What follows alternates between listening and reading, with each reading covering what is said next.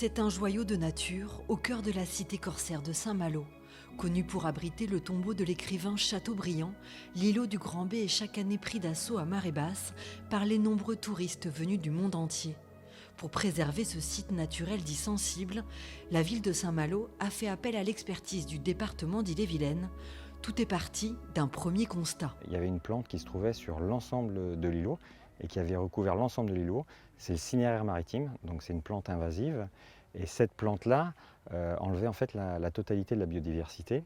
Et donc l'objectif a été, avec le département, on a fait un pré-repérage en fait pour pouvoir travailler et organiser au niveau de l'ingénierie technique comment on allait pouvoir procéder pour renaturer en fait ce site. Seule solution pour ôter cette plante invasive, l'arrachage. Un travail fastidieux de plusieurs mois mené par des entreprises spécialisées.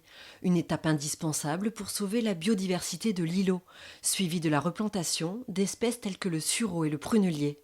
Autre tâche d'envergure, repenser les cheminements d'accès au site pour préserver les végétaux.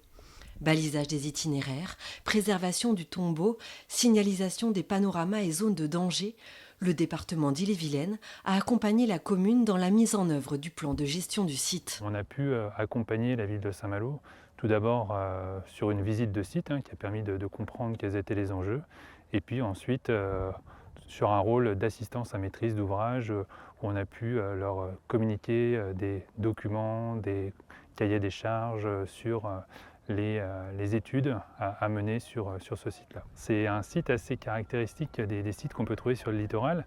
Sa particularité, c'est que c'est un îlot qui est accessible à marée basse. Et donc, étant donné qu'il est en continuité de la ville de Saint-Malo, sur le territoire de la ville de Saint-Malo, c'est un site qui supporte une très très grosse fréquentation.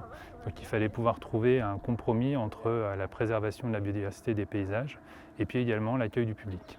Situé à 500 mètres des remparts, le Grand-B, prisé par les visiteurs pour sa situation géographique inédite, est devenu l'un des symboles de la ville de Saint-Malo. C'est un des premiers lieux de visite en fait, des personnes extérieures et c'est aussi un endroit très apprécié des Malouins. Chacun aime s'y promener, s'y reposer. C'est quand même un site qui est remarquable et donc on avait vraiment besoin d'être orienté, aiguillé, notamment aussi sur tout ce qui était matériaux utilisés pour une préservation totale de la nature et de la biodiversité sur cet îlot. Cette renaturation du Grand-B est aussi un travail au long cours. 2 fois par an, des travaux d'entretien sont menés sur l'îlot pour garder son écrin intact, pour protéger au mieux ce site remarquable où Chateaubriand souhaitait poursuivre sa conversation avec la mer.